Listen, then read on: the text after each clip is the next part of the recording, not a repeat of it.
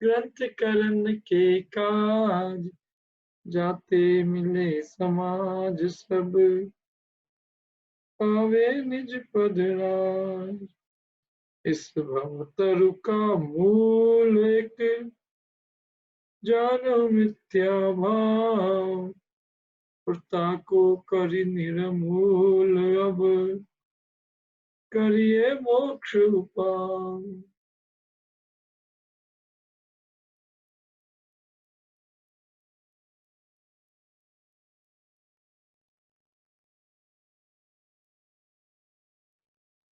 कोई प्रश्न किसी को?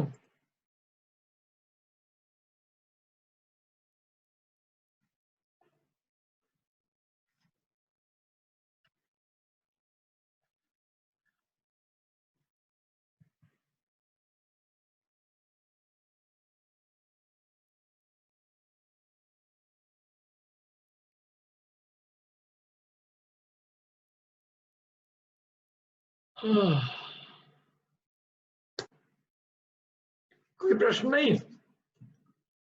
सबसे रोचक प्रकरण चल रहा है अभी, बाकी सब लोग अरोचक दिख रहे हैं।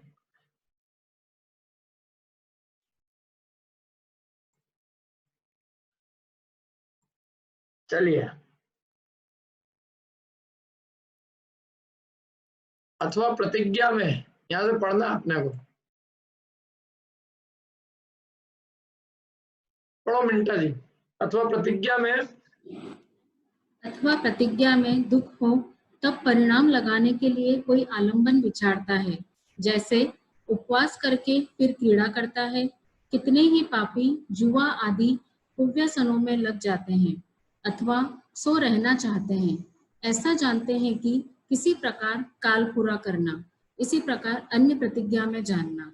ये तो एक उदाहरण दिया एक्चुअल में, कल अपन ने पढ़ा था ऐसे ही कि प्रतिज्ञा में दुख होता है तो परिणाम लगाने के लिए कोई आलंबन विचारता है। जैसे उदाहरण के लिए कोई भी काम किया, उपवास किया, अब उपवास में दुख हो रहा है, मतलब भूख नहीं सही जा रही है, तो फिर क्या करता है वो? कोई अन्य आलंबन विचारता है। तो उपवास करके फिर अभी कई लोग ताश खेल रहे हैं कि नहीं खेल रहे हैं क्या? तो ऐसे क्या है, जब फ्री होता था ना आदमी, तो दुख को भुलाने के लिए ऐसे उटपटांग काम करता है। ये बहुत बुरे शौक है वैसे ही। मेरे को नहीं लगता कि आप में से कोई भी खेलता होगा, लेकिन यदि कोई खेलता हो ताश पट्टी तो बंद कर देना, पीली फोकट की भी, पैसे की नहीं, बिना पैसे की भी। ऐसे कोई सिद्धि नहीं है। देखो, बहुत व्यर्थ समय खोटी करना है और बहुत पाप बंध का कारण है, निष्प्रयोजन का पाप है, जिससे अपनी कोई सिद्धि नहीं होती है और हम अपने जीवन का अमूल्य समय व्यर्थ गवाया करते हैं और कषाय बात करते हैं परस्पर में और छल कपट करते हैं। ऐसे हाव भाव दिखाते हैं हमारे पास कुछ है ही नहीं, मैंने वो पूरा क्रोध मान माया लोभ सब कषाय की व्यक्ता के स्थान। इसलिए कोई भी ताश पट्टी मत खेलना जिंदगी में। अब ऐसे नियम लेने, कल नियम का पूछ रहे थे ना, क्यों यदि ताश नहीं खेलेंगे तो मर जाएंगे क्या? बताओ। कहाँ पूर्वी कही थी ऐसे? क्यों पूर्वी? बहुत छोटे बहुत नियम है जी। अपनी जैन धर्म की सबसे बड़ी खासियत ये है, अपनी ऐसी चीजों का त्याग कराया है जो हम आपसे आराम से निप जाए। है दारू पीने का त्याग, दारू पी बिना मर जाएंगे, मांस खाए बिना मर जाएंगे, क्यों? जुए बिना मर जाएंगे, शहद बिना मर जाएंगे, पंचुदम्बर फल बिना, रात्रि भोजन जमी का अंचना जल, मरते किसी के बिना नहीं है, लेकिन ये जीव अपने राग की वजह से त्याग नहीं करता। तो खैर, इसको तो प्रतिज्ञा में दुख लगता है। कैसी प्रतिज्ञा कर रहा है मालूम आपको? उपवास। उपवास बड़ी प्रतिज्ञा मानी जाती है, लेकिन अपने लोग उपवास बहुत टोकते। और रात्रि भोजन त्याग छोटी मतलब पहले त्याग करने योग्य, अभक्ष का त्याग पहले किया जाता है और सब लोग भक्ष के त्याग करने में बुद्धि लगाते हैं। खैर, उपवास करके फिर क्रीड़ा करता है, खेलते कूदते हैं नहीं, बाग बगीचे घूमने जाते हैं, क्या क्या खेल खेलते हैं, एक दो आप, फिर मैं नहीं पूछूंगा आप लोगों से। कितने पापी जुआ आदि को व्यसनों में लग जाते हैं, मतलब उस दिन खेलने बहुत मजा आता है। मैं कहता हूँ बिना भूखे आप सुबह से शाम तक खेलने वालों को बिठा दो, उनका दिन यूं ही उपवास में निकल जाएगा। जुआरियों को खेलने बिठा दो तो वे वैसे ही भोजन याद नहीं करते, तो उनके लिए कौन बड़ी बात है उपवास करना खेल कूद के, और वो भी जुआ खेल के उपवास कर लेना, कोई बड़ी बात नहीं। अथवा सो लेना चाहते, कितने लोग क्या करते हैं, सो जाओ, सो के टाइम पूरा कर दो, हो गया, काल पूरा करना है बस।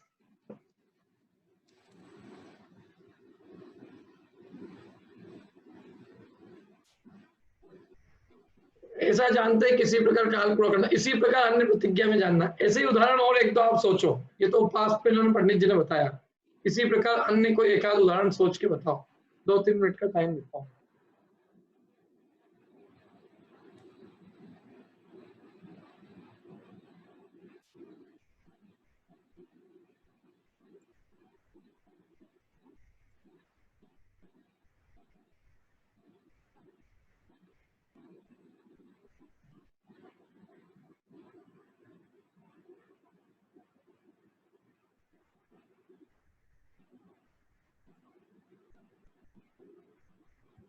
बोलो पूर्वी।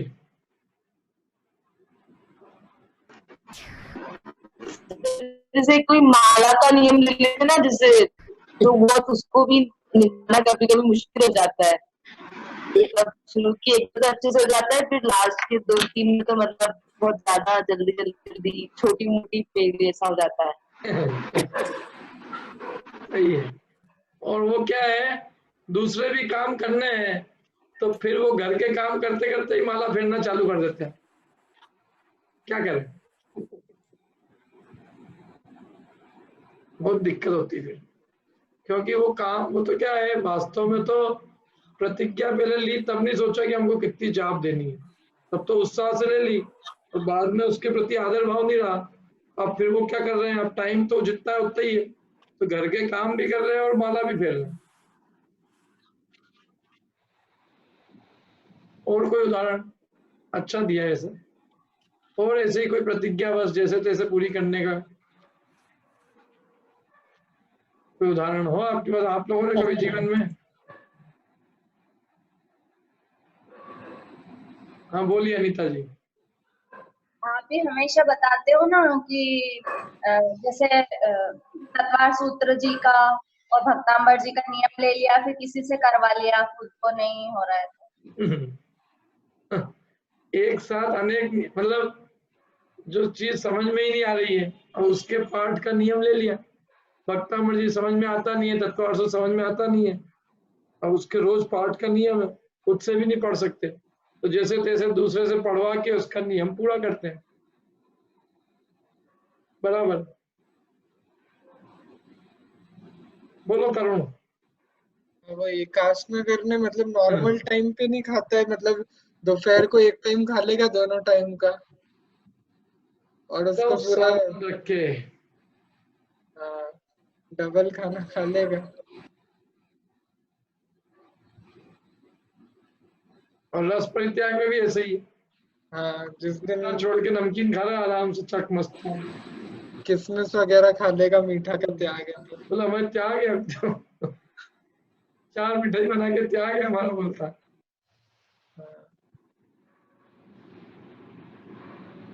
बोलिए अशोक जी। मैं कह रही थी कि व्याख्यान सुनने जाते हैं तो माला भी फेर लेते हैं, सामायिक भी कर लेते हैं और अन्य सब बात भी कर लेते हैं। तो ऐसे ही नियम चल रहे हैं, मतलब कुछ भी उसमें बेसिकली क्या है, इन सब चीजों को हम जैसे तैसे पूरा कर रहे हैं, जैसे कोई हमारे ऊपर भगवान ने लाद दी हो, टाइम पास करना।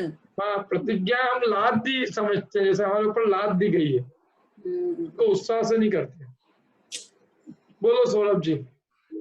तो रात्रि भोजन बिल्कुल आखिरी में करना जब रात्रि हो गई हो, नंबर 1। नंबर 2 कि अन्न का त्याग है, लेकिन रात को फलाहार मतलब बिल्कुल सबसे फेवरेट गली है लोगों की, फलाहार रात को करना और बाकी अन्न का त्याग है। क्या प्रतिज्ञा काय के लिए? रात्रि भोजन त्याग के लिए, लेकिन रात को फलाहार अच्छे से करते हैं। हाँ, तो वो तो भी गलत ही है। खैर रात को तो ऐसे कुछ भी नहीं लेना चाहिए, तो बराबर है। लेकिन मैं ये समझने की कोशिश कर रहा हूँ कि जैसे तैसे कौन सी प्रतिज्ञा पूरी कर रहा हूँ। वो तो रात्रि भोजन त्याग की प्रतिज्ञा ली है, रात्रि भोजन नहीं करेंगे। हाँ, तो उसने रात्रि भोजन के त्याग के लिए, तो मतलब वो अन्न के त्याग के लिए कि सबके त्याग के लिए? सिर्फ भोजन त्याग करा, लेकिन वो गली बाय डिफॉल्ट निकाल लेते ना लोग सर, तो ये तो अन्न का त्याग किया ना उसने। अच्छा, अगर अन्न का करा हो तो फ्रूट फलाहार ले सकता है। नहीं ले सकता उसने पहले ही, यदि कर, मैं तो कह रहा हूँ जो त्याग किया है उसी में वो गली, उसको जैसे तैसे पूरा करने की बात बताओ। अच्छा,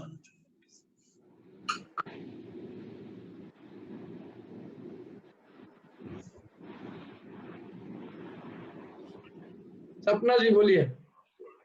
जैसे तेल का त्याग किया होता है तो सारी चीजें घी में बना लेते। हाँ, वो तो वही रस परित्याग में आ गया। वो तो है कि मैंने देखा उन्होंने शुगर फ्री यूज कर ली। राग नहीं हटाना जीव को, जीव मतलब चीजों का त्याग कर रहा है, राग का त्याग नहीं कर रहा है। वस्तुओं का त्याग करने पे बुद्धि लगी है, राग के त्याग करने में कोई बुद्धि नहीं है। बोलो नील। स्वाध्याय का नियम लिया है, डेली पढ़ना है और उपयोग कहीं रहता है, कुछ पढ़ते हैं खबर नहीं रहती। जैसे तैसे आधे घंटे पूरा कर रहे हैं। हाँ, जैसे तैसे आधे घंटे, और रात को जब आखिरी सोने का समय होता है तब याद आता है कि अभी अब आधा सोते हैं, आधा पढ़ते हुए पूरा करते रहते हैं। आधा जाग रहे हैं, आधा सो रहे हैं।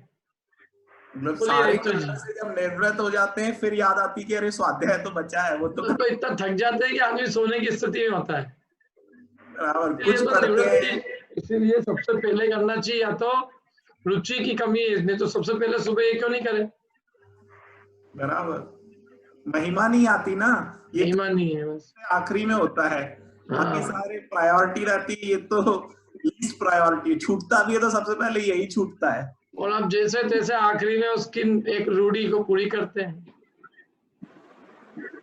बोलो समता जी। हाँ, या रितु जी बोलो। जैसे काम करते करते स्वाध्याय का नियम है, तो काम करते करते स्वाध्याय मोबाइल पर है, मोबाइल पर काम करते करते पाठ सुन लिया, स्वाध्याय सुन ली, प्रवचन सुन लिए, नियम हो गए पूरे, है कि नहीं? जैसे तैसे टाइम काम करना है, बस बेकार काटनी होती है ना। जैसे अपने भाई काम करने आती है, जैसे तैसे बर्तन दिए दे, झाड़ू पोछा किया, काम खत्म, कला ढंग से नहीं किया। ऐसे ये जीव भी जो है, जैसे तैसे नियम किया पूरा और काम खत्म, आज की छुट्टी, अब चलो टीवी चालू करो। तो जैसे तैसे प्रतिज्ञा पूरी करके, जैसे कोई अपने ऊपर कोई बोझा आ गया है और उस बोझे को जैसे तैसे अपने से दूर करना है। बोलो समता। सर जैसे किसी ने भक्तांबर पाठ का नियम लिया है और वो भक्तांबर पाठ नॉर्मली आधे घंटे का होता है, और किसी दिन जिस टाइम पे करते उस समय पे थोड़ा सा लेट हो गया, तो फिर वो आधे घंटे का पाठ 10 मिनट में ही निपटा देता है। ओह, सबसे बढ़िया उदाहरण है सिद्ध चक्र विधान की पूजन। 1024 धन 3 घंटे का रिकॉर्ड हमने 1024 में पूरा कर लिया। इनको ऊपर बिठा के इनका स्वागत करो, इन्होंने 3 घंटे में 1024 निपटा दिए। सर फिर क्या होना चाहिए, वो जो सिद्ध चक्र का विधान में तो कितने सारे अर्घ होते हैं, तो फिर कैसे मैनेज होता है टाइम? हर जगह पे लेट ही बांट लो ना उसको, नहीं तो लेट भी हो रहा तो शांति से करते रहो, क्या दिक्कत है? नहीं तो 3 दिन में बांटो फिर उसको, ऐसा है तो। अच्छा, मतलब दिन बढ़ा सकते हैं उसमें, ऐसी बात नहीं है। और पहले शुरू में बहुत फ्री रहते हैं, तो शुरू में 4 पूजा कर लो पहले दिन, दूसरे दिन 1-2 कर लो, तीसरे दिन की 2 दिन कर लो, मतलब 256 के 2 दिन, 512 2 दिन, 256 1 दिन, 512 2 दिन, 1024 3 दिन, ये हो गया। सब वो यहाँ पे भी यही हुआ था, इधर एक बार हुआ था सिद्ध चक्र का विधान, तो इधर हो नहीं पाया था, शाम तो हो गई थी, तो भी 1008 अर्घ चढ़ नहीं पाए थे, फिर ब्रेक ली थी और फिर रात तक पूरा करा था उसको जैसे तो 8 दिन अपने यदि बांट देंगे तो पाप लग जाएगा क्या? हाँ पूजा भंग नहीं होना चाहिए, जो हाँ पूजा को भंग करेगा उसका जीवन भंग हो जाएगा। क्या है? देख ठोका पीटी, भले उपयोग लगे नहीं लगे, शाम को 5 बज जाए, आदमी जिंदगी में नियम ले ले कि आप कभी अगली बार इस विधान में मैं नहीं बैठूंगा। भाई ऐसे तुम किसी से भी जबरदस्ती कराओगे इतना तो वो एक ही बार करेगा जिंदगी में, और तुम रोज इतना ही कराओ जितना वो कर सकेगा तो कोई दिक्कत ही नहीं। आदमी के सामर्थ्य, आज के आदमी की सामर्थ्य है 6-6 घंटे खड़े रहने की, 60 घंटे खड़े रहने की। और 1024 में देखो मैं बताऊं आपको, मैंने शांति से किए तो मेरे को 4-5 दिन लगते हैं आराम से, जबकि पूरा टाइम अच्छे से लगा के, तो भी 4-5 दिन में वो पूरे 1024 होते हैं मेरे से। अब लोग एक दिन में करते हैं, कैसे करते हैं वही जाने, वो वैसे करते हैं बस सोफाट स्वाहा स्वाहा स्वाहा स्वाहा सब स्वाहा हो जाता है पूरा, जैसे तैसे विधान को पूरा कर रहे हैं, रुचि लेके रस लेके नहीं कर रहे हैं। तो क्या पंक्तियां है उसकी, तो एक एक आनंद आजा, आनंद लेने की चीज है। जो खाना अपन एक साथ सब खा जाते हैं, आज के आज आपूस हम धीरे धीरे रस ले लेके अच्छे से ले लेके खाते हैं। रस लेने की चीज को आराम से खाया जाता है, और जो बेकार काटनी होती है ना, गंदी चीज होती है जैसे करेले की सब्जी, भर लो जल्दी से ताकि खत्म हो। तो हमको ये सब विधान करेले की सब्जी लग रहे हैं, ये हमको आप उसके आम नहीं दिख रहे हैं सब। सर वही पहले दिन तो बहुत होता है, ऐसे 8 अर्घ रहते तो पूरा एक एक वर्ड समझा के करते हैं क्या है क्या नहीं, एक एक सबको इतना अच्छा लगता है कि बस ये सब शास्त्र भी साथ में चल रहा है उसके साथ। 1024 में क्या हो जाता है, तब स्वाहा होता है बस। तो इसलिए बांट लेना चाहिए उसको। लेकिन क्या है, ये जो लोग रूढ़िवादी लोग है ना, वो ऐसी बातें करेंगे आपको कि आप घबरा भी जाओ। जो करेगा उसके घर में कोई मर जाएगा, मैं नहीं जानता। तुम्हारे 8 है ना, 8 में भंग किया, जितने दिन में भंग किया उतने निपट जाएंगे, कोरोना से निपटेंगे वो सब।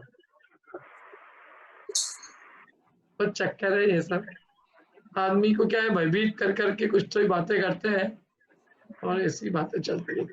मैंने तो सब देख रखी है ना समाज में क्या स्थिति है। बोलिए मामी जी।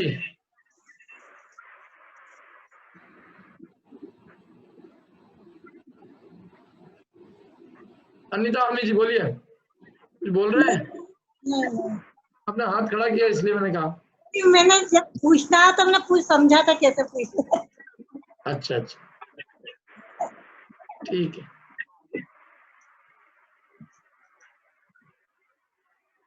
चलिए बढ़िया, अच्छे उदाहरण समझ में आ गया सबको, बहुत बढ़िया। ऐसा जीवन में सोचना चाहिए अपने को, हर चीज पे ऐसे उदाहरण बना बना के कि हम क्या कर रहे हैं, अपनी चीजें हम क्या कर रहे हैं।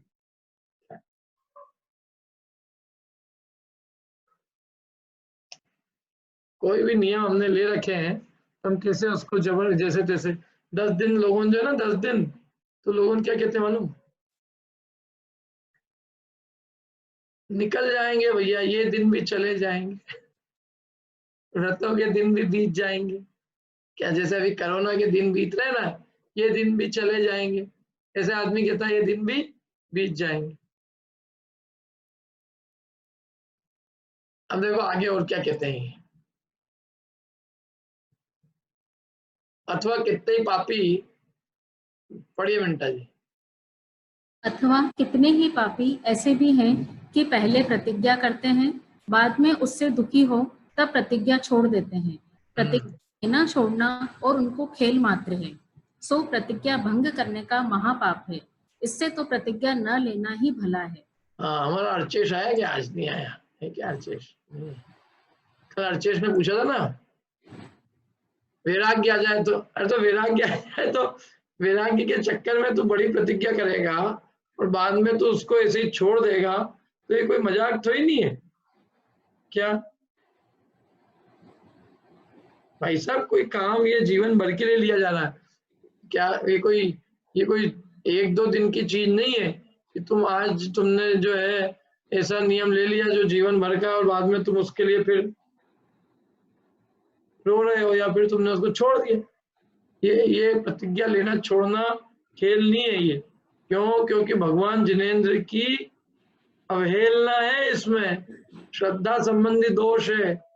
क्योंकि समझदार व्यक्ति तो कोई भी काम करता है वो विचार के करता है, पहले ही जो चीज करता है तो वो सोच समझ के करता है, फिर जो चीज अंगीकार करता है उसको छोड़ता नहीं है मरते दम तक। क्या वो तो बुद्धिमान होते हैं, और जिनने कुछ भी बिना विचारे प्रतिज्ञा ले ली भावावेश में आके, और फिर बाद में जिंदगी में उसको नहीं निभरी तो छोड़ भी दी। तो भगवान जिनेंद्र की अवज्ञा है। तो आपने समझ लो किसी बड़े आदमी के सामने नियम लिया कि हम ये चीजें नहीं करेंगे, आपने कोर्ट में आपने एफिडेविट दिया कि हम इसको पूरे पैसे वापस कर देंगे और हम इससे अब नहीं लड़ेंगे, और वो एफिडेविट देने के बाद में आप लड़ लिए, तो क्या होगा मालूम है आपको? गवर्नमेंट अंदर कर देगी और क्या करेगी कि भाई सर ये जो है ये एफिडेविट देने के बाद एक बार इसने मना कर दिया, फिर भी इसके बाद में भी ये जो है मैंने जज की आज्ञा का भी पालन नहीं करता। तो हम भगवान जिनेंद्र की आज्ञा का नहीं पालन करेंगे। मैंने एक बार तो हमने उनके सामने एफिडेविट दे दिया कि हम ये काम नहीं करेंगे, और फिर बाद में हम उसका पालन नहीं कर रहे, हमें भगवान जिनेंद्र के शासन में बहुत बड़ा दोष लगेगा। उस अपराध का फल जो है नरक निगोद में भुगतेंगे हम। बोलो पूर्वी।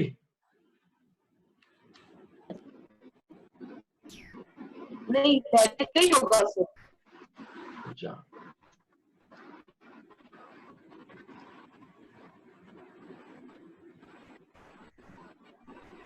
बोलिए नील जी। भैया थोड़ा बेसिक प्रश्न है, ये प्रतिज्ञा ली कैसे जाती है? मतलब कैसे बोलेंगे कि प्रतिज्ञा ले ली? अगर सोच लिया तो ही प्रतिज्ञा हो जाती है कि मतलब किस टाइप से ली जाती है तो प्रतिज्ञा कहलाती है? पंच परमेष्टि की साक्षी में नवकार मंत्र पढ़ के और मैं इस चीज का त्याग करता हूँ, मन वचन काये कृत कायित अनुमोदना जितनी भी कोटि से त्याग कर रहे हैं, और फिर उसको कागज पे अपने लिख के उस पर साइन करते हैं, ये उसका विधिवत उपाय है। साइन करते हैं मतलब? हाँ, अपने खुद के साइन करें, अपने खुद के लिए साइन नहीं भी करे तो लिख ले। मतलब साइन का मतलब है, देखो मेरा साइन का मतलब साइन करना है, किसी को देना नहीं है कागज, लेकिन अपने स्वयं के लिए लिख के रख ले ताकि अपने को याद रहे। फिर ऐसा नहीं कि कल मैं ही भूल गया। क्या होता है आदमी बुढ़ापे में फिर जो है ना धीरे धीरे उसकी स्मरण शक्ति कमजोर होती है ना, या खुद को भी याद नहीं रहता, सालों हो जाते हैं। तो इसलिए उसको लिख के रख ले और प्रतिज्ञा का पूरा उत्साह से और मन वचन काया से पूरे अच्छे से पालन करें। 9 बार नमोकार मंत्र लेके हम प्रतिज्ञा लेते हैं। अरे अपन भगवान के सामने अनेक प्रतिज्ञा लेते हैं। ओम ह्रीम यज्ञ विधि प्रतिज्ञा है, पुष्पांजलि छिपेत, मैं भगवान के यज्ञ की विधि की प्रतिज्ञा के लिए पुष्पांजलि छिपेत कर रहा हूँ। जैसे आपने प्रतिज्ञा नहीं ली है शादी की, तो क्या किया आपने? कुछ मालूम है कि नहीं? हाँ, प्रतिज्ञा ही ली है। हाँ, और कुछ भी नहीं हुआ, वही हुआ उसमें। खिलाने पिलाने का काम तो इसलिए हुआ ताकि कम से कम आदमी उन प्रतिज्ञाओं को याद रखे। असली काम तो वही है 7 फेरे के, बाकी कुछ भी नहीं है उसके अंदर शादी में। तो प्रतिज्ञाएं दिलाई जाती है। अब बताओ उन प्रतिज्ञाओं को भी कितने लोग निभा रहे हैं? पूछो सबसे, क्या सब निभा रहे हैं उन प्रतिज्ञाओं को? जिनकी शादी हुई उनसे ही पूछ रहे हैं, शादी नहीं हुई उनसे तो पूछ ही नहीं सकते। क्या वो निभाएंगे कि नहीं निभाएंगे, उनकी आगे की बात है। सब निभा रहे हैं कि नहीं निभा रहे? सब निभा रहे हैं सब। एक भी निभा लिया, एक भी? क्या बात कर रहे हो, एक भी निभा? कैसे नहीं निभा रहे? हमारी क्लास वालों को सबको मालूम है। क्या नरेश जी, कैसे नहीं निभा रहे अपन? जी सर। प्रतिज्ञा निभा रहे हैं कि नहीं? सर मैं एक्चुअली आपका प्रश्न नहीं समझ पाया सर। चलो कोई बात, वो शायद आप एकदम और किसे पूछते हैं। मिंटा जी बताइए, मिंटा जी बताइए, प्रतिज्ञा निभा रहे हैं कि नहीं अपन? नहीं निभा रहे। कैसे नहीं निभा रहे हैं? उसमें स्व स्त्री का मतलब जैसे लिया जाता है कि अपनी स्त्री को छोड़कर दूसरी स्त्री के लिए, तो अभी तो सब टीवी वगैरह सब देखकर सब तो वैसे सब कर ही रहे हैं। टीवी में स्व स्त्री आती है कि पर स्त्री? पर स्त्री। तो पर स्त्री का सेवन हो रहा है कि नहीं, राग हो रहा है कि नहीं हो रहा? हो रहा है ना। प्रतिज्ञा तो अपन ने ली थी कि सो अब स्त्री हम का ही लिया आपने। तो स्त्री के अलावा अन्य स्त्री में राग का त्याग करते हैं, तो वो प्रतिज्ञा भी कहाँ निभा रहे हैं नेहिल जी, बताओ? तो खेल खेल में ले ली। मैं तो कहता हूँ आदमी सही में नियम जो लिए उसको वही नहीं मालूम है कि उसने क्या क्या लिए। शादी के नियम ही याद नहीं, किसी को पूछ लो 7 नियम क्या लिए थे। हे हंसी हंसी में ऐसे कर देते हैं, देने वाला भी ऐसे ही, सब देखने वाला भी ऐसे ही, जैसे कोई या तो यूं ही हो रही है, ये तो केवल एक औपचारिकता हो रही है, जबकि असली काम तो वही है। औपचारिकता नहीं है, वही है शादी, बाकी सब औपचारिकता है। फेरे नहीं हो तो शादी नहीं कहलाएगी, बाकी सब हो जाएगा तो शादी कहलाएगा, बाकी सब के बिना भी शादी हो जाएगी, फेरे के बिना शादी नहीं होगी। ऐसे ही है वो सब, प्रतिज्ञा लेना देना सबने खेल समझ रखा है जी। जा पाप से रावण नरक गयो, ता पाप को लोगन ने खिलौना करी राख्यो है। बोलिए सुभाष जी।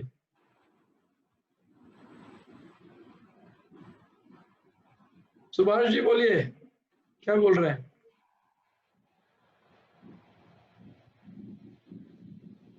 चलिए, तो प्रतिज्ञा बोला अनुज। सौरभ जी। सर ये फल तो परिणाम ऊपर चढ़ने का लगता है या परिणाम से नीचे हो तो लगता है, तो सर ये प्रतिज्ञा लेने पे परिणाम जैसे ऊपर नहीं चढ़े और तोड़ने पर यदि नीचे नहीं गिरे, आदमी खेल खेल में ले रहा है, खेल खेल में छोड़ रहा, तो सर ये फल कैसे लगता है कि निमित्त नैमित्तिक संबंध है, बस वही है। क्या क्या मैं समझा नहीं, क्या प्रश्न क्या है? प्रश्न ये है कि प्रतिज्ञा लेने पे परिणाम ऊपर चढ़े तो पुण्य लगेगा, और प्रतिज्ञा तोड़ने पर परिणाम नीचे गिरे तो पाप लगेगा, है ना सर? यही परिणाम प्रतिज्ञा भंग करने का परिणाम ही नीचे गिरने का परिणाम है ना।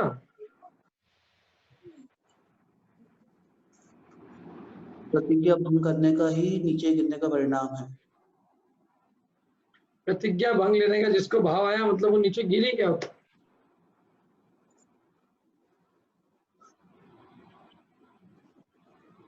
तो प्रतिज्ञा लेने पर और भंग करने पर पुण्य पाप लगना ये निमित्त नैमित्तिक संबंध है ना सर? हाँ, परिणाम चढ़ते गिरते ना, उससे प्रतिज्ञा भंग करना माने भगवान जिनेंद्र की अवज्ञा करना, तो महापाप का कारण है। उनके समक्ष कोई हमने नियम लिया कि हम ये नहीं करेंगे और हम उसको तोड़ रहे हैं, तो हमने किसी के कोई एग्रीमेंट हम तोड़ रहे हैं, ऐसे ही है वो पाप। और वो एग्रीमेंट 3 लोग के नाथ के सामने लिया हुआ एग्रीमेंट, जैसे जज के सामने कोई चीज आपने की और कंटेम्प्ट ऑफ कोर्ट होता है ना, कितना बड़ा अपराध है वो, ऐसे ये कंटेम्प्ट ऑफ 3 लोग के नाथ है।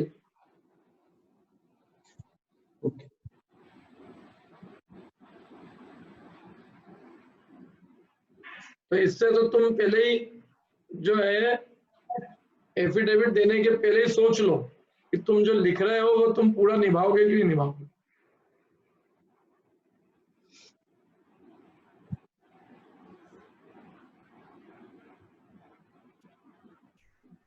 क्या प्रतिज्ञा भंग करने का महापाप, इससे तो प्रतिज्ञा न लेना ही भला है। भंग मत करो, देखो छोट वैसे ऐसा नहीं है, जीवन में ऐसी प्रतिज्ञा लो जो निभ सकती है आराम से। दारू नहीं पिएंगे, क्या दिक्कत है इसमें? दवाई को छोड़ दो, आपको बहुत ऐसा लग रहा है, बाकी यूं नहीं पिएंगे, कोई दिक्कत है इसमें? मध्यमास मधु के त्याग में, सप्तव्यसन त्याग में, पंचडंबर फलों के त्याग में कुछ नहीं है। ऐसी प्रतिज्ञाएं तो लेनी चाहिए ना पहले। ये तो क्या है, बड़ी बड़ी प्रतिज्ञाओं की अपेक्षा है। यहाँ जो लिख रहे हैं ना, सम्यक चारित्र का अन्यथा रूप, ये तो व्यवहाराभासी मिथ्या दृष्टि जो है वो एक बड़ी बड़ी प्रतिज्ञा लेता है, जैसे मुनि व्रत धारण कर लेता है, क्षुल्लक बन गया, एलक बन गया, बाद में फिर दुखी होता है तो छोड़ देता है। तो वो कह रहे हैं कि ये क्या कर रहे हो तुम, ये कोई खेल तो ही नहीं है, तुमने पहले ली तब क्यों नहीं सोचा? अब तुम भंग करोगे तो महापाप लगेगा, इससे तो तुम नहीं बनते तो अच्छा था, प्रतिज्ञा नहीं लेना भला था।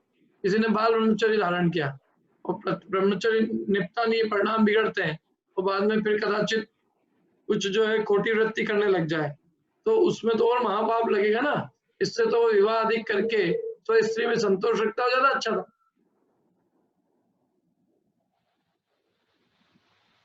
अन्यथा रूप वर्ण में फिर बाद में माने व्यभिचार रूप वर्ण में तो उसका पाप तो महा है ना, और भयंकर पाप है। बोलो तरुण। बड़ी प्रतिज्ञा लेके छोड़ने में ज्यादा पाप लगता है, छोटी प्रतिज्ञा लेके छोड़ने में कम पाप, ऐसा कुछ है क्या? नहीं नहीं, बड़ी हो छोटी हो कोई भी हो, प्रतिज्ञा भंग करने के पाप महा है। बराबर ही, जैसे अगर मुनिव्रत लेके उसमें कुछ दोष लगा रहे हैं और नॉर्मल रात्रि भोजन का नहीं नहीं, सब में प्रतिज्ञा भंग करने का तो पाप सब जगह भैया। मुनिव्रत का ये है कि तुमने इतना बड़ा उच्च पद धारण किया, त्रिलोकीनाथ का रूप धारण किया, और अब उसमें दोष लगाओगे तो उसका दोष तो बहुत बड़ा है ना, क्योंकि वो बहुत बड़ी हमने प्रतिज्ञा ली और बहुत बड़े रूप से उसको छोड़ भी दिया। यूं तुम करो तो कोई को मतलब भी नहीं, वो सबके वो क्या है एक्चुअल में, वो फेस है, जैनियों का फेस है। मुनिराज माने जैन धर्म का मुख पृष्ठ रिप्रेजेंटेटिव है। तो फिर वहां गड़बड़ करते हैं तो वो जैन धर्म का नाम बिगड़ता है, तो इसलिए उसको जो है बड़ा पापी कहते हैं। जैसे आज आपने हजारों लोगों के सामने प्रतिज्ञाएं ली और अब आप उन प्रतिज्ञाओं को तोड़ने में लग गए, तो इसका मतलब आपका पुरुषार्थ पाप करने का बहुत तीव्र हो चला है।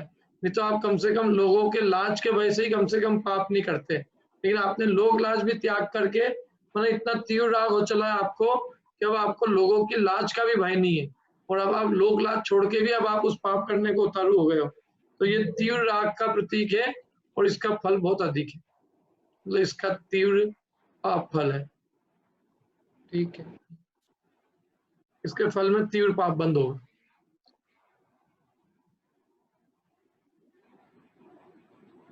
बोलिए नील जी। ये एक और थोड़ा बेसिक प्रश्न है, जैसे अपन ने रात्रि भोजन का टाइम बेस्ड वाला प्रतिज्ञा ली, अगर 5 मिनट लेट हो गए और वो मतलब वो रख लिया तो वो अतिचार कहलाएगा कि भंगी कहलाएगा उसमें? नहीं नहीं, अतिचार ही कहलाएगा। कभी कभी वो तो अतिचार है, रोज करे तो अनाचार है। मतलब वो भंग तो नहीं कहलाएगा ना? नहीं नहीं नहीं नहीं, भंग ऐसे हो जाएंगे तो अतिचार क्या करेंगे फिर? अतिक्रम, व्यतिक्रम, अतिचार, अनाचार। पहले तो अतिक्रम होता है, फिर व्यतिक्रम होता है, अतिचार होता है, अनाचार होता है। जब तक मन में व्रत के प्रति आदर भाव है तब तक अनाचार नहीं है। जो जिस दिन व्रत को भंग, व्रत लेने का भाव समाप्त हो जाए, व्रत के प्रति निरादर हो जाए, तब अनाचार आता है। ये कदाचित यत्किंचित दोष लग जाए तो ऐसा बहुत बड़ा वो नहीं है। लेकिन जो क्या है देखो, ये तो जिनको है ना, जिनके कोई व्रत के प्रति कोई आदर नहीं है, ऐसे ही खेल खेल में ले ली, खेल खेल में छोड़ दी, कोई प्रतिज्ञा के प्रति कोई आदर ही नहीं, अंदर में बहुमान नहीं है, तो उनको यहाँ पे लताड़ा है। बाकी थोड़ा बहुत कोई दोष लग जाए लेके तो उसमें कोई बहुत बड़ा अपराध नहीं है। सबसे बड़ी बात देखो, ये बिना विचारी व्यक्ति है, ये निर्विचारी है। निर्विचार का सबसे बड़ा दोष, विचार करके जो काम करता है ना, तो वो उसको हर बैकअप प्लान होते हैं।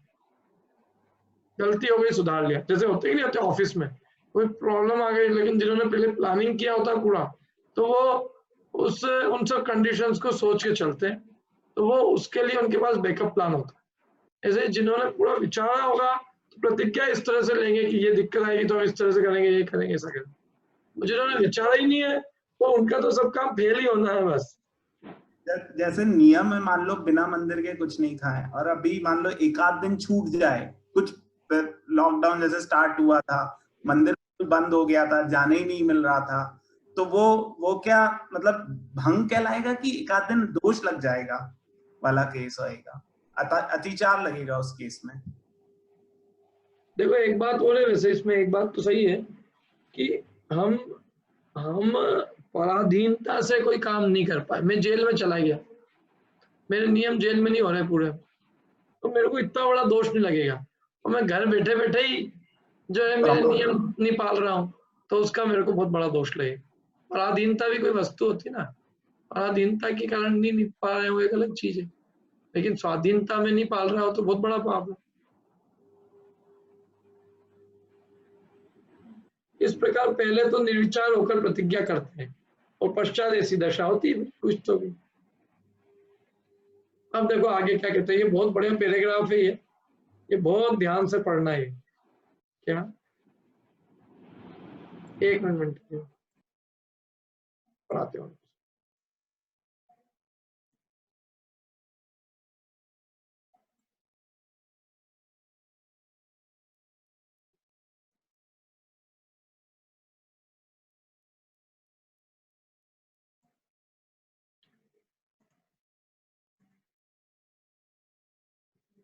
कौन है अमन? तो है ही नहीं।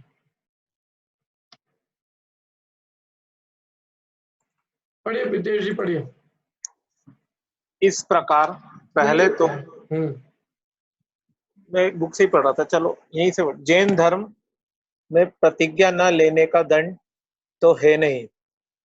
जैन धर्म में तो ऐसा उपदेश है कि पहले तो तत्व ज्ञानी हो, फिर जिसका त्याग करे उसका दोष पहचाने, त्याग करने में जो गुण हो उसे जाने, फिर अपने परिणामों को ठीक करे, वर्तमान परिणाम ही के भरोसे प्रतिज्ञा ना कर बैठे, भविष्य में निर्वाह होता जाने तो प्रतिज्ञा करे, तथा शरीर की शक्ति व द्रव्य क्षेत्र काल भावादिक का विचार करे।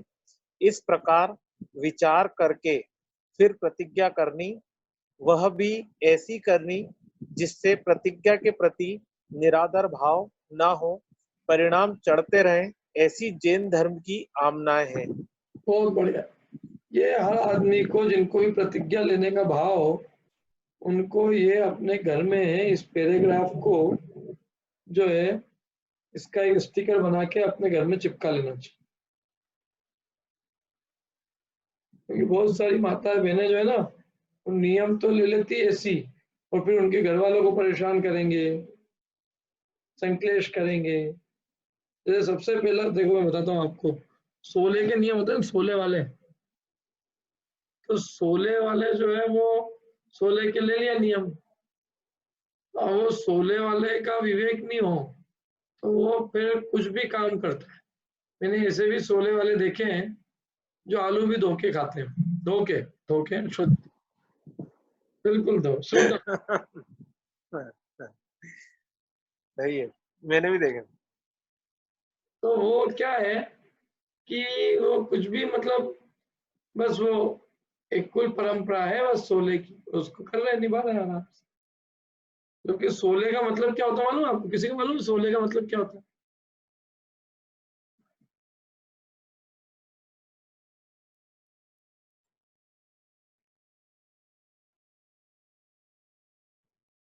बताओ सोले का क्या मतलब होता है भाई? बोलिए अखिलेश जी। 16 प्रकार की शुद्धि पालते ना उसमें। हाँ, 16 प्रकार की शुद्धियां हैं वो, उसका नाम 16 है वो। तो वो 16 प्रकार की शुद्धियों के भी नाम नहीं मालूम होंगे सोले वाले को, पूछ लो, बोले बहुत सारे सोले वाले अपने आप। है किसी को याद 16 शुद्धियां? किसको याद है बताओ 16 शुद्धियां?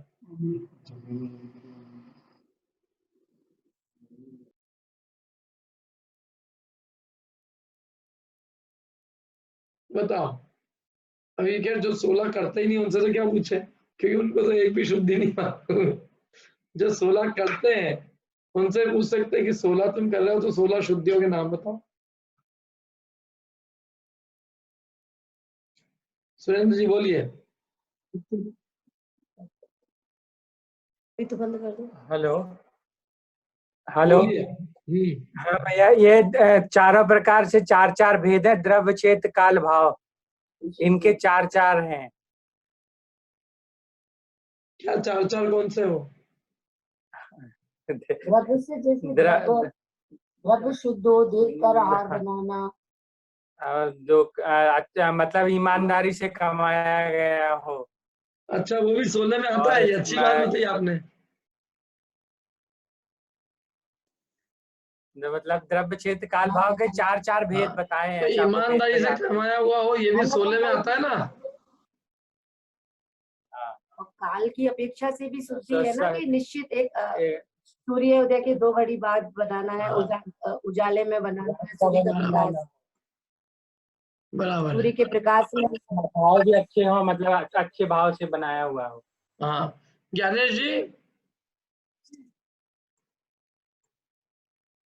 कहाँ गए ज्ञानेश जी? हाँ ज्ञानेश जी, मैंने कहा ये अभी इसमें इन्होंने कहा कि वो जो है वो अच्छे किससे कमाया हुआ हो, क्या बोले थे सुरेंद्र जी? ईमानदारी से कमाया हुआ हो। हाँ तो ये है कि नहीं 16 में भी कर ही नहीं पाएगा। यदि ऐसा होगा तो कोई एक भी आदमी नहीं कर पाएगा। सब तो कर रहे हैं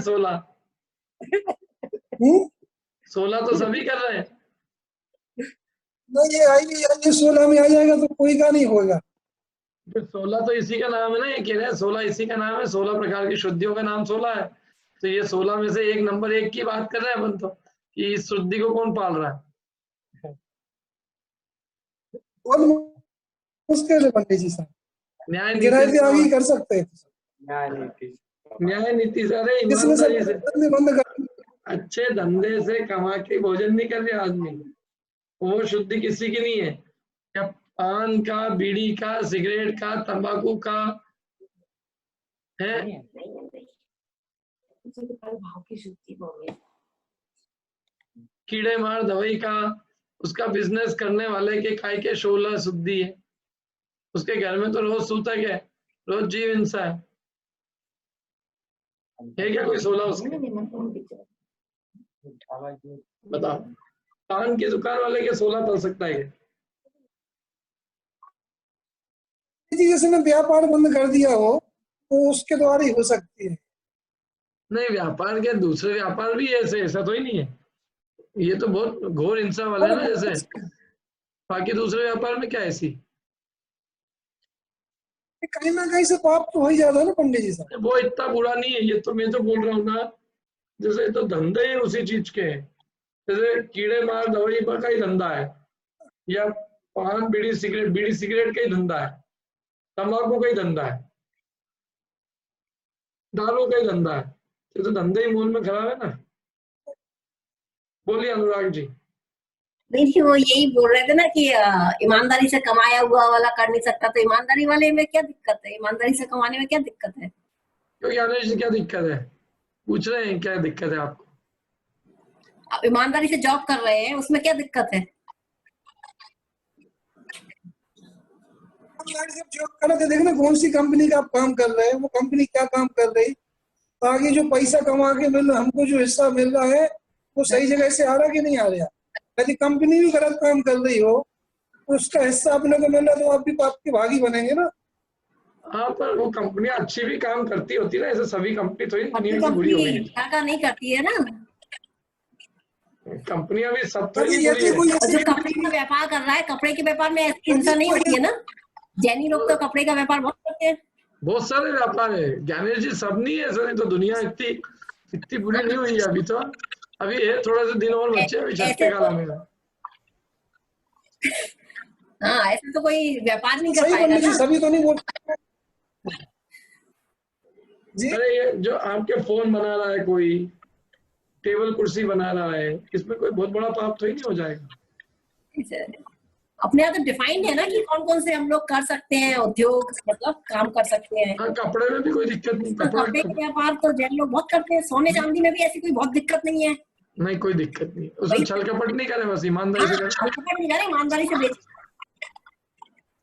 ठीक है, तो कहने का मतलब 16 शुद्धियों में ये सब शुद्धियां भी शामिल है, लेकिन इन सब पे किसी का विचार नहीं है। सीधी सी बात तो ये है, बात तो अपने को ही बतानी है। देखो क्या कह रही है, सबसे पहला शब्द क्या है, ये वाला पैराग्राफ में सबको याद कराने वाला है, ध्यान रखना। जैन धर्म में प्रतिज्ञा न लेने का दंड तो है नहीं। ये लोगों को, ये भी लोगों को नहीं मालूम है। मालूम लोगों को लगता है नहीं लेनी नहीं पड़ेगी भैया, ऐसा नहीं है। निवड़ी एक भी मत लो, प्रतिज्ञा नहीं लेने का दंड नहीं है। जैन धर्म में तो ऐसा उपदेश है कि पहले क्या हो, सबसे पहले तत्वज्ञानी हो, पहले, बाद में नहीं।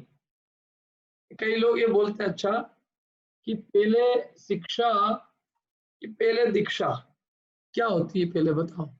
अपना हरचेश नहीं आया आज, मतलब क्लास ही कहाँ गया हमारा अर्चेश? नहीं आया अभी, आखिरी में आके पूछेगा, वो भी अपनी उपस्थिति दिखाएगा। हाँ, क्या है प्रश्न मेरा? पहले शिक्षा कि पहले दीक्षा?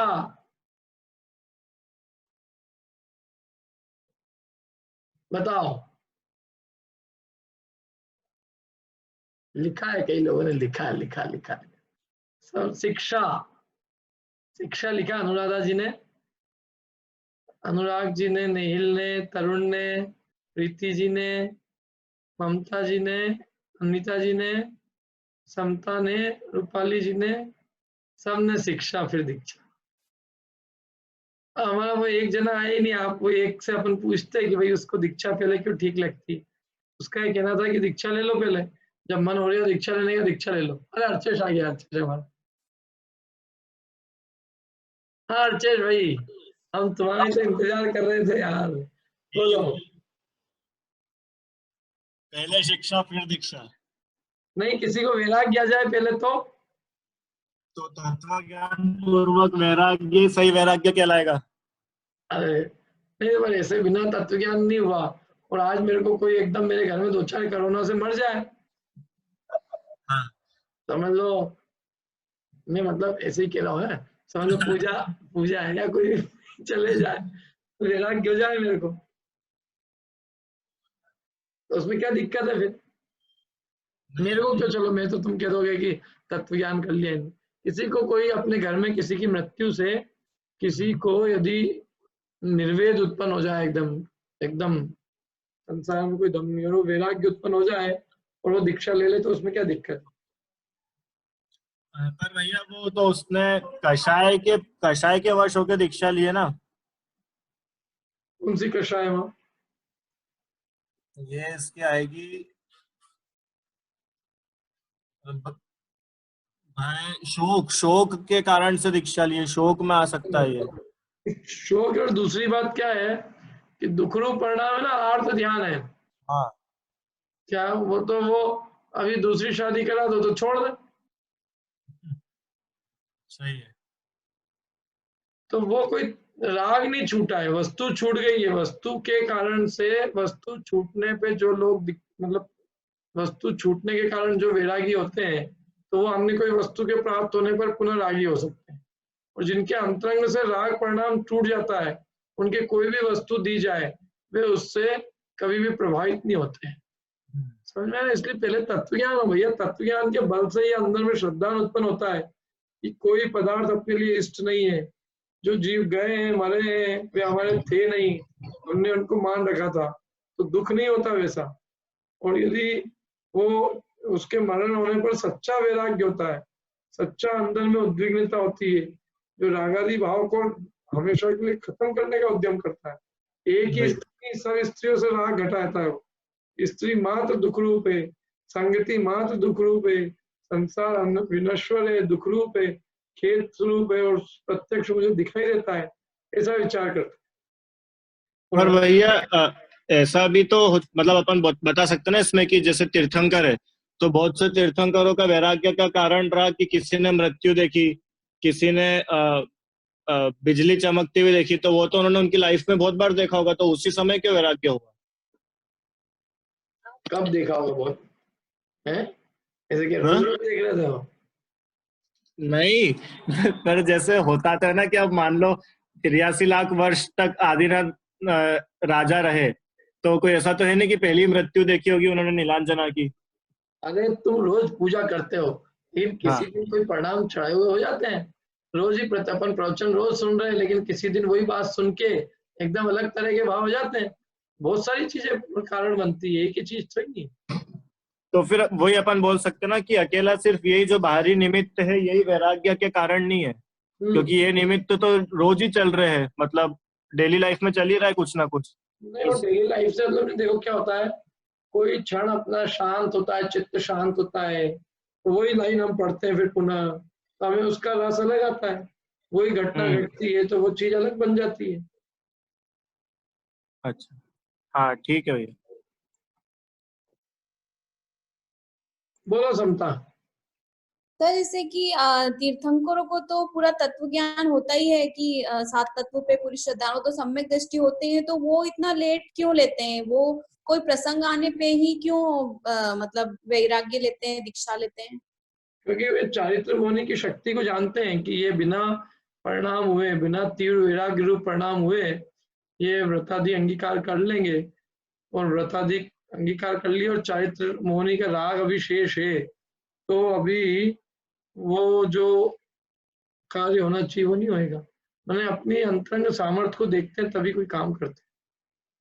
अच्छा, वो भी काल का इंतजार करते हैं कि जब तक काल ये का नहीं इंतजार करते, हड़बड़ी नहीं करते हो कोई भी, तो अपने आनंद में रहते हैं क्या। लेकिन जब उनको कोई प्रसंग उपस्थित होता है तो वे उस 12 भावनाओं का विचार करके अपने वैराग्य को वृद्धिगत करके और अपने पुरुषार्थ को बढ़ा के उन सबसे राग छोड़ देते हैं।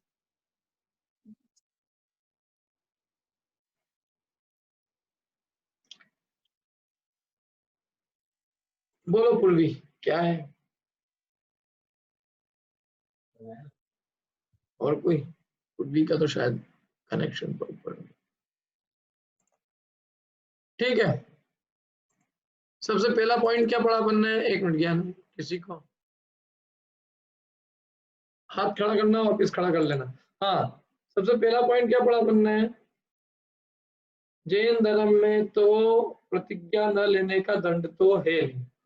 जैन धर्म में तो ऐसा उपदेश है कि पहले तो तत्वज्ञानी हो, सबसे पहला काम 7 तत्व का बोध उत्पन्न हो, फिर जिसका त्याग करे उसका दोष पहचाने, और त्याग करने में जो गुण हो उसको जाने। 2 काम करे, जिसका त्याग करे उसके दोष पहचाने। हमने कुछ भी चीज त्याग कर दी, हमें यही नहीं मालूम उसके दोष क्या है, क्यों? एक बात बताओ कि आप नहा धो के 16 करते हो तो 16 में क्या गुण है? और गंदे कपड़े को अपन ने स्पर्श नहीं करना, गंदे कपड़े को स्पर्श का त्याग किया तो उससे क्या दोष है गंदे कपड़े में? ये पूछना नहीं चाहिए। हम जो भी काम कर रहे हैं वो क्यों कर रहे हैं मालूम ही नहीं हमको, सब कर रहे हैं इसलिए हम कर रहे हैं। पूछो क्यों, उपास क्यों कर रहे हैं? उपास करने में क्या गुण होंगे? भोजन करने में क्या दोष? जिस भी चीज का त्याग कर रहे हो आप उसके दोष पता होना चाहिए। कई बच्चों को हम ये कह के त्याग करा देते हैं अपन जैन है इसलिए अपन रात को नहीं खाते, तो ये कोई उत्तर तो ही नहीं है सही। हम जैन है इसलिए रात को नहीं खाते, ऐसा नहीं है। चूंकि रात्रि भोजन में दोष है इसलिए हम इन दोषों को दूर करने के लिए नहीं खाते, तो इसका जैनत्व से क्या मतलब? चूंकि दोष है इसलिए हम नहीं खाते। हम जैन है इसलिए नहीं, हम दोषों को दूर करने के लिए चीज पालते हैं, तो जैन लोग दोषों को दूर करने के लिए कार्य करते हैं, इसलिए हम भी चूंकि दोषों को दूर करना चाहते हैं इसलिए कर रहे। तो ये आंसर बच्चों को समझाओगे आप तो बड़े होके भी नहीं छोड़ेंगे, बड़े होके भी रात्रि भोजन नहीं करेंगे। और तुम कहोगे नहीं we are Jain that's why we don't eat, ये कोई जवाब तो ही नहीं। व्हाई जैन्स डोंट ईट, ये आंसर देना पड़ेगा उसको।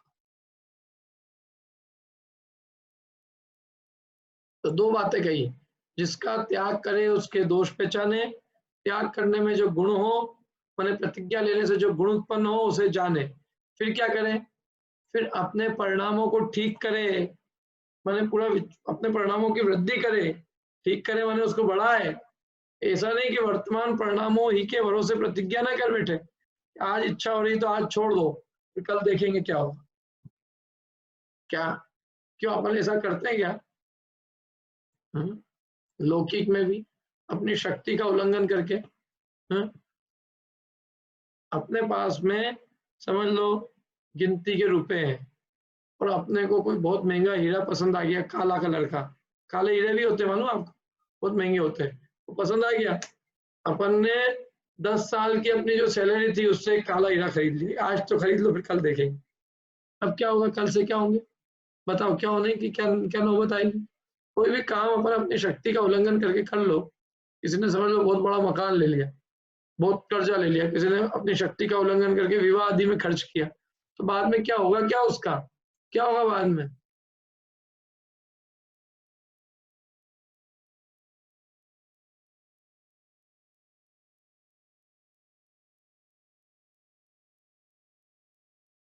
क्या लिखा है बताइए, क्या क्या होगा बताइए, क्या होगा फिर?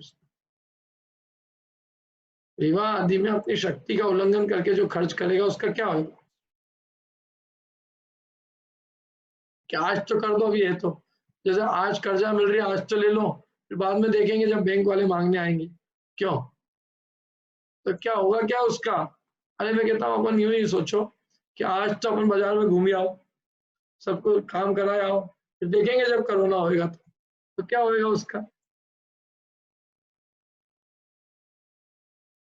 क्या होएगा? बाद में दुख भोगेगा और कैसा निर्विचार होकर कोई काम करेगा तो। इसलिए भविष्य में ये विचार करेगी इसका फल भाई, इससे बाद में क्या होगा?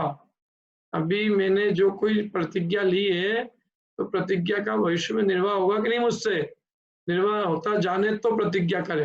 जैसे हमने ले ली प्रतिज्ञा कि हम कुएं का ही पानी पिएंगे और अब इंदौर शहर में आज कुएं मिलना बहुत मुश्किल हो गया, तो भविष्य में निर्वाह होना मुश्किल है।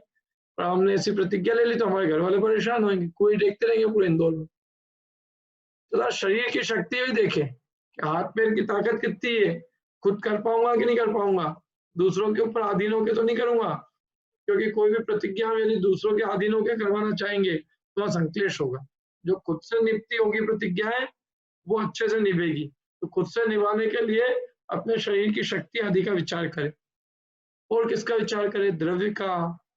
जिस क्षेत्र में रहे उस क्षेत्र में चीज हो सकेगी कि नहीं। काल का विचार करे, कैसा अभी काल है, अभी आपदा का काल तो नहीं है, नहीं तो अभी अपन नियम ले लो, समझ लो इस टाइम पे कि रोज मैं मंदिर जाके सामायिक करूंगा तो ही भोजन करूंगा, तो क्या होएगा बताओ? ऐसा नियम कोई ले ले इस समय में, तो उसने काल नहीं देखा ना, काल बेकाल कुछ भी नियम ले लिया। तो इसलिए कहा उन्होंने कि काल का विचार करे, भाव का विचार करे, कैसे भाव मेरे रहते हैं, भविष्य में कैसे भाव रहेंगे, इस प्रकार विचार करके प्रतिज्ञा करनी। वह भी ऐसी करनी जिससे प्रतिज्ञा के प्रति निरादर भाव ना हो, बल्कि परिणाम क्या हो? चढ़ते रहे, परिणाम उतरे नहीं, परिणाम कंसिस्टेंट ग्रोथ, माने लगातार निरंतर परिणाम चढ़ते ही रहे। ऐसी जैन धर्म की आमना है। माने इस प्रकार से जैन धर्म में प्रतिज्ञाएं ली जाती है। जैन धर्म की आमना है, जैन धर्म की विधि, जैन धर्म की परंपरा तो इस विधि से प्रतिज्ञा लेने की है। अब फिर आपको मन में जो है वो करो, लेकिन जैन धर्म की आमना है तो ये है।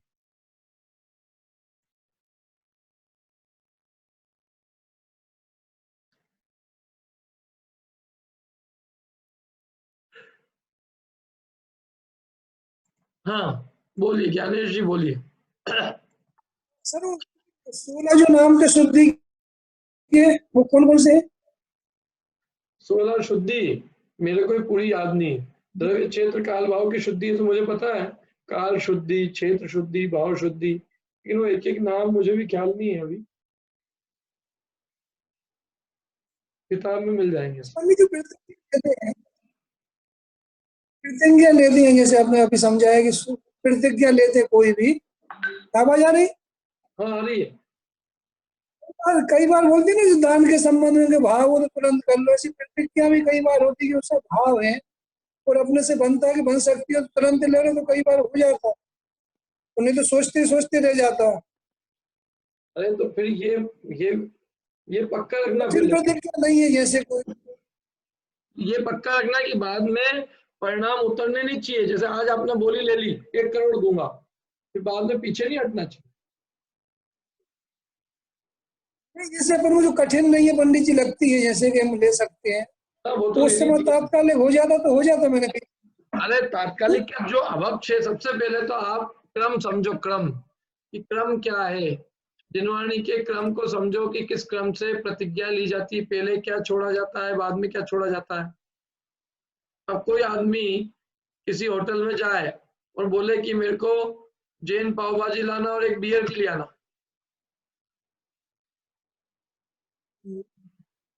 क्या जैन पाव भाजी और एक बियर का ऑर्डर देवे तो क्या हुआ, इसमें क्या गड़बड़ हुई बताओ? एक तो दूसरा पाल रहा, दूसरा बिल्कुल बोलो, दोनों ही एक्सट्रीम हो गए ना। हाँ, अब एक तरफ तो तुम दारू पी रहे हो और एक तरफ आलू का त्याग कर रहे हो, दोनों एक्सट्रीम हो गए। तो ये क्या निर्विचारी लोग ऐसे ही करते। एक तरफ तो बोली बोली लेते हैं ना, बोली ले लोगों, तो एक तरफ तो ऐसे अपना वहां मान आदि के लिए खूब चढ़ जाएंगे और अपने घर में अपने काम वालों से 200 रुपए देने में झिझकेंगे। जैसे पंडित जी मैंने देखा कि जैसे कभी कभी पान खाता था, बहुत पुरानी बात है, तो वहां पे प्रवचन में सुना कि पान में इतने दोष है, तो मैंने वही कायस्थल करके छोड़ा, उसका कभी मतलब मन में भी नहीं आया उसको खाने का। अरे तो तात्कालिक प्रतिक्रिया हाँ ना, भक्ष था इसलिए मन में नहीं आया, यदि आपने भक्ष छोड़ा होता तो मन में आ जाता। जी हाँ, ये हो सकता है। बोले ऐसी कई प्रतिज्ञा थी पंडित जी मैंने, अभक्ष की कई प्रतिज्ञा थी, वो तात्कालिक के लिए और सब चल नहीं बढ़िया। तो यहाँ तो सब तरह की प्रतिज्ञाओं की बात है, यहाँ तो चुल्लक एलक धारण करना, व्रताधिक प्रतिमाएं धारण करना, मुनिव्रत धारण करना, सारी प्रतिज्ञा है ना ये। अभक्ष आदि का त्याग तो क्या है, वैसे भी पंडित जी मानते व्यवहारवासी के है ही, वो तो जो भक्ष का भी त्याग है और बड़ी बड़ी प्रतिज्ञाएं हैं, खासकर ये प्रतिमाओं को धारण करने की प्रतिज्ञाएं हैं, तो उसकी बात ज्यादा कर रहे हैं। अभक्ष के त्याग की तो क्या सोचनी, उसमें तो इनको सोचना चाहिए था, उसको तो त्याग करना है तो कर दो। वो तो अभी पूर्वी कह रही थी, देखो क्या उसने लिखा भी है अभी कुछ, कि ये जो लिखा है वह अभक्ष और 3 मकार की कंडीशन में नहीं लिखा है ना। हाँ, वहां नहीं लिखा, वहां तो त्याग कर दो आप, उसमें क्या विचार करोगे? माने अंडे का त्याग करने में भी आप सोचोगे द्रव्य क्षेत्र काल भाव कैसा रहेगा, कहीं मेरे को विदेश तो नहीं जाना पड़ गया, वहां अंडा तो नहीं खाना पड़ जाए, तो ऐसे आदमी का तो सही नहीं अंडा खाना ही है।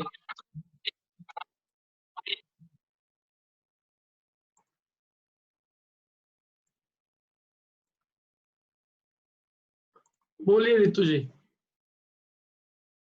भैया मेरे को ये पूछना था कि अभी जैसे आप प्रतिज्ञा की बात कर रहे हैं, तो प्रतिज्ञा में आपने बोला कि तो अभी जैसे जिसके मंदिर के दर्शन करे बगैर वो खाना नहीं खाते हैं, तो इस स्थिति में अभी वो क्या क्या है, उनकी प्रतिज्ञा का पालन कैसे हो रहा होगा? सोच के लिए कैसे, क्या सोच के लिए, और उसमें लिखना था कि यदि हम बाहर, जैसे बाहर गांव में जाते हैं इंदौर से शिखर जी, तो क्या करते हैं, शिखर के दर्शन करते हैं वो लोग, फिर खाते ही नहीं है काफी टाइम तक, या फिर फ्रूट्स। और अभी भी देखो ऐसे आदमी को पहले ही अपनी पूरी प्लानिंग करके रहना चाहिए, अपने वहीं रहे जहाँ पे मंदिर वहीं हो, घर है, धर्मशाला में रह ले। अभी भी कोई यदि बड़ी नसीहत चले जाएगा और वहां एक कमरा ले ले किराए से। ठीक है, बोलो समता जी। सर जैसे कि आजकल ये चलता है कि है ना, वो बोलते हैं कि घर में हम ऐसा ऐसा करेंगे, बाहर हम हमारा ऐसा त्याग है, तो ये भी क्या प्रतिज्ञा होती है? जैसे हम घर में रात्रि भोजन नहीं करेंगे, बाहर जाएंगे तो चलेगा, ऐसा? देखो कुछ प्रतिज्ञा ऐसी होती है जिनमें बहुत महादोष है, तो जिनमें महादोष है उनमें ये सब करने से क्या मतलब है? मैंने तो ये हुआ कि मैं घर में तो अंडा नहीं खाऊंगा, बाहर खाऊंगा। रात्रि भोजन तो सदाकाल त्याज्य जैनियों के लिए, घर क्या बाहर क्या, उसके लिए ऐसी बात करना, मतलब उसमें भी विचार करना, मैंने वो तो बहुत ही गया बीता जीव है। नहीं, और भी एग्जाम्पल है कि अगर ऐसा कोई करता है तो इसको प्रतिज्ञा बोला जाएगा क्या? अदर इसके अलावा और कोई नियम अगर लिया हो तो? क्या मतलब रात्रि भोजन ही नहीं, और कुछ नियम लिया हो कि हम घर में हर चीज को सब्जेक्ट टू सब्जेक्ट जाएगा, कौन सी प्रतिज्ञा है, किस चीज का त्याग है, अभक्ष की प्रतिज्ञा है, भक्ष की है, किस बात की है, उस पर सोचा जाएगा, उसके आधार पर निर्णय लिया जाएगा। पर ऐसा बोल सकते हैं कि प्रतिज्ञा है, अगर मान लो कि मंदिर जाने का नियम लिया है कि बाहर अगर कहीं गए तो भी नहीं जा पाए तो ठीक है, नियम है वो, बाहर जाए तो नहीं, बाहर के लिए छूट है तो ठीक है, नियम है, तो भी घर के लिए तो नियम है ना। इवन ये महा आपदा आ जाए तो उसमें भी ये लिख सकते हैं ना कि ऐसे संकट के काल को छोड़ के जो हमारी पराधीनता होगी, हमारे ऊपर कोई, हम स्वाधीन नहीं होंगे, जैसे मेरा हाथ पैर टूट जाए, बिस्तर में पड़ जाऊं, लकवा पड़ जाए, तो अब क्या करेगा, मरना ही है फिर तो, नहीं तो ऐसे टाइम पे प्रतिज्ञा क्या करेगा? तो उन सब चीजों को पहले सोच लिया जाता है, जो नहीं सोचते ना ऐसी चीजें, फिर बाद में तकलीफ पाते हैं।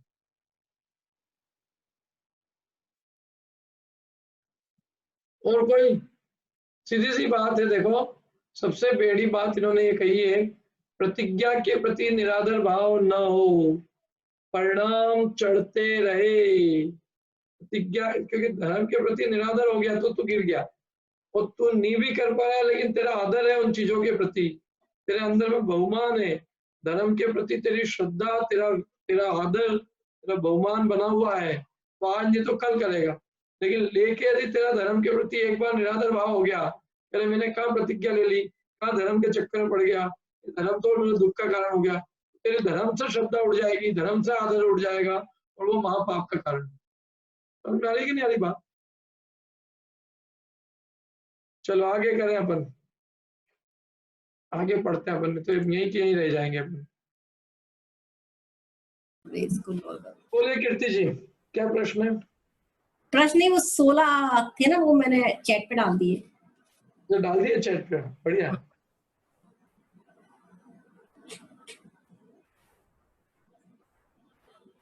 अच्छा 16 ही डाल दिए, बहुत बढ़िया। ये देख लेना, ये सारे 16 चीजें हैं ये, क्या क्षेत्र शुद्धि, द्रव्य शुद्धि, काल शुद्धि, भाव शुद्धि, ये सब है ये, मन शुद्धि, बराबर, ये सब पढ़ लेना अभी, ये बहुत बढ़िया है।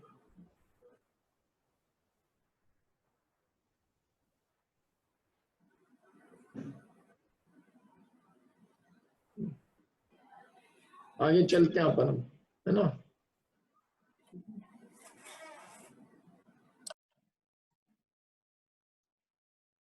अरे अमन, अमन नहीं है।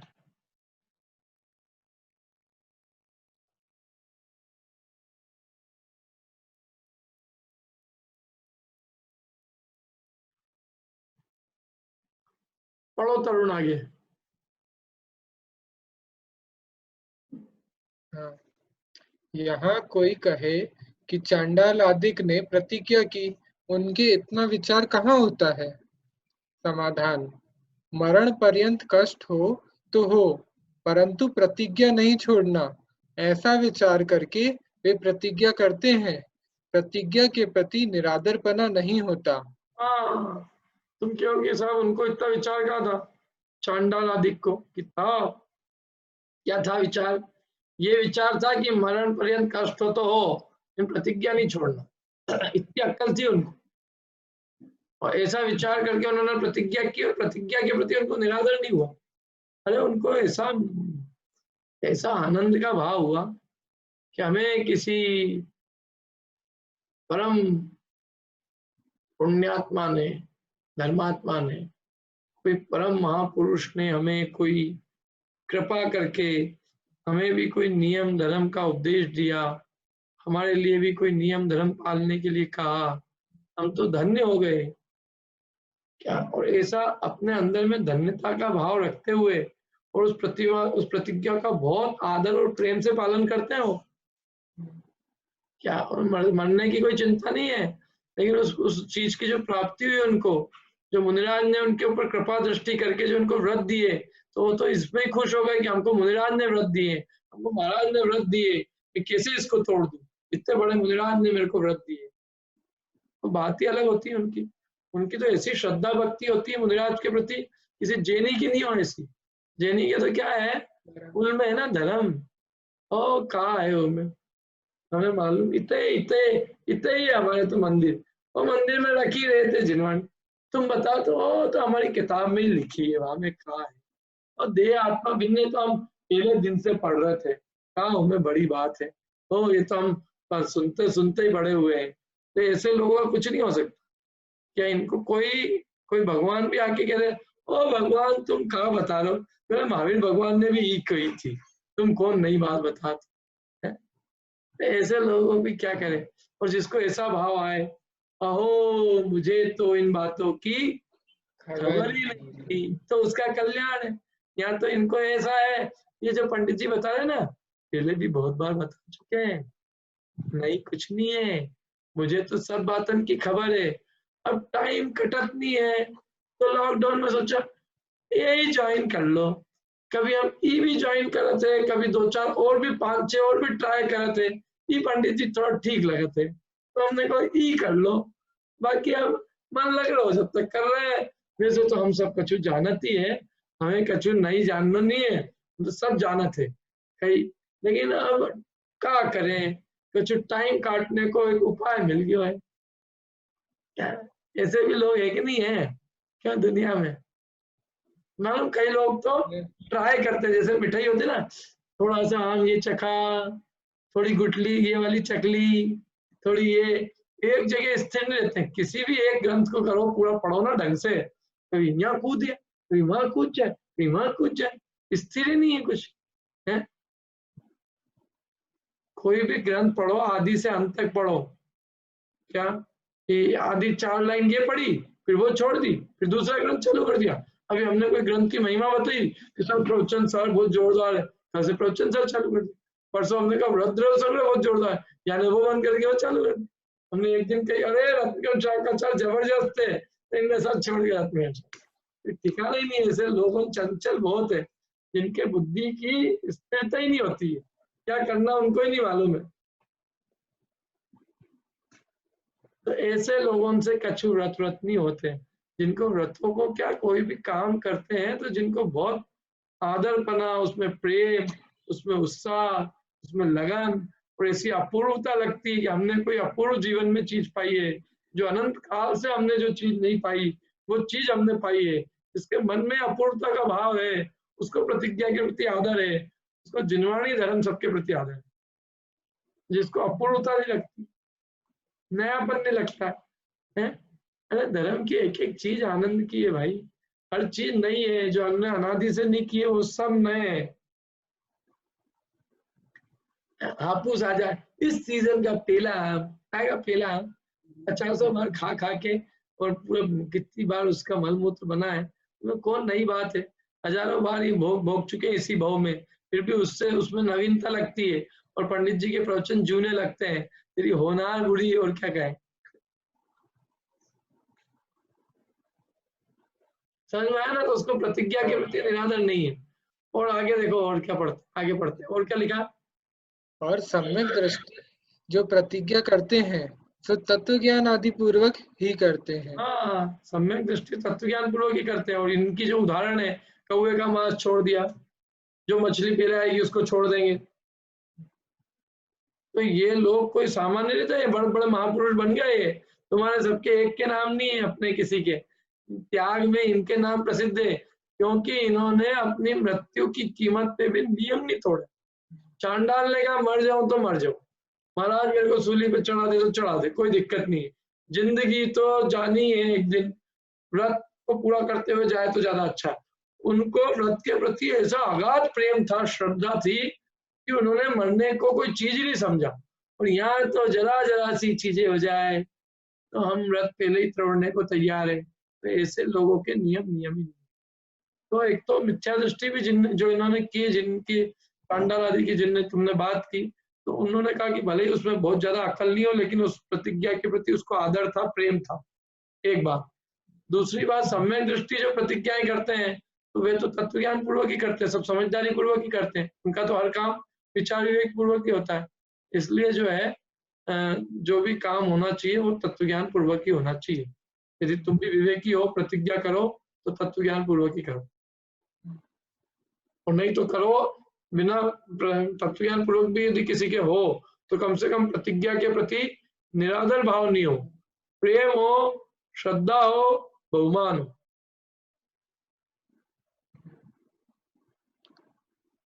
हाँ, अब अपना टाइम तो हो गया, अपन कल करेंगे। अभी 1-2-3 प्रश्न है, अपन पहले उसको सवाल जवाब देते हैं। बोलो अनुराग जी, बोली अनुराग कीर्ति जी।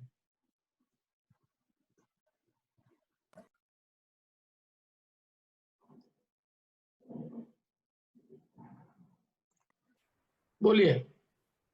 पहले का ही है, कोई प्रश्न नहीं है पंडित जी। अच्छा, अर्चेश बोलो, तुम्हारे को कुछ प्रश्न है? ये इसमें तत्व ज्ञान आदि लिखा है, तो आदि में अपन क्या लेंगे भैया? द्रव्य क्षेत्र काल भाव का विचार? नहीं, जितनी बात कही है ये सारी, तत्व ज्ञानी हो, जिसका त्याग करे, उसका दोष पहचाने, जिसका और त्याग करने में जो गुणों से जाने, परिणामों को ठीक करे, वर्तमान परिणामों के भरोसे प्रतिज्ञा नहीं करे, भविष्य में निर्वाह होता जाने तो प्रतिज्ञा करे, शरीर की शक्ति और द्रव्य क्षेत्र काल भाव का विचार करे। इन सब बातों का विचार करके सम्यक दृष्टि तत्वज्ञानी प्रतिज्ञा करते हैं। और यही कारण है कि महापुरुष बड़े बड़े चक्रवर्ती तीर्थंकर भी जब तक उनके राग कम नहीं होता तब तक वे भी मुनि दीक्षा आदि अंगीकार नहीं करते, भले ही वे छाई सम्यक दृष्टि होते हैं, लेकिन जब तक अपनी परिणति उनकी निर्मल नहीं होती, राग भाव नहीं मिटता, तब तक वे भी मुनिव्रत आदि अंगीकार नहीं करते।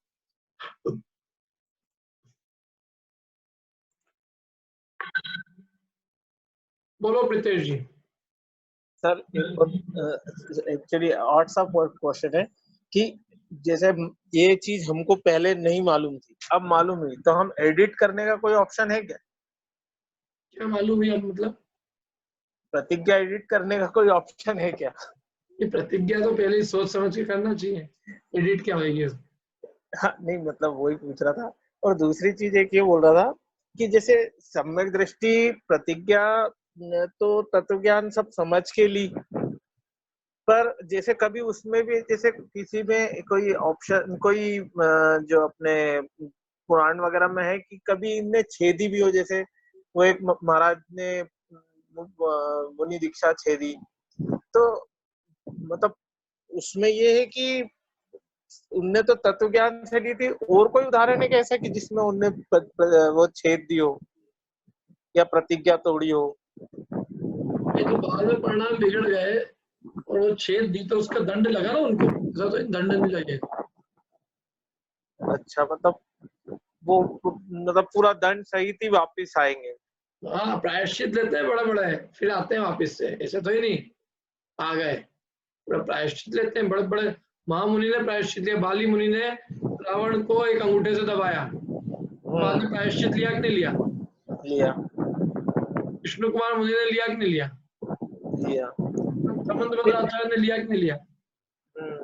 लिया। प्रतिज्ञा भंग की तो नियम उसके बराबर प्रायश्चित लेंगे। नहीं मतलब बस मेरा ये था कि जैसे जैसे प्रतिज्ञा भंग नहीं करे, अब उसको कुछ मॉडिफाई कर रहे हैं, डाउनग्रेड नहीं करे, अपग्रेड में। अपग्रेड में तो नई प्रतिज्ञा हो के लाएंगी। अच्छा ठीक। और कोई प्रश्न किसी का? नहीं, जिन्होंने स्तुति कर लेते फिर भी किसी को पूछना हो तो पूछ लेना।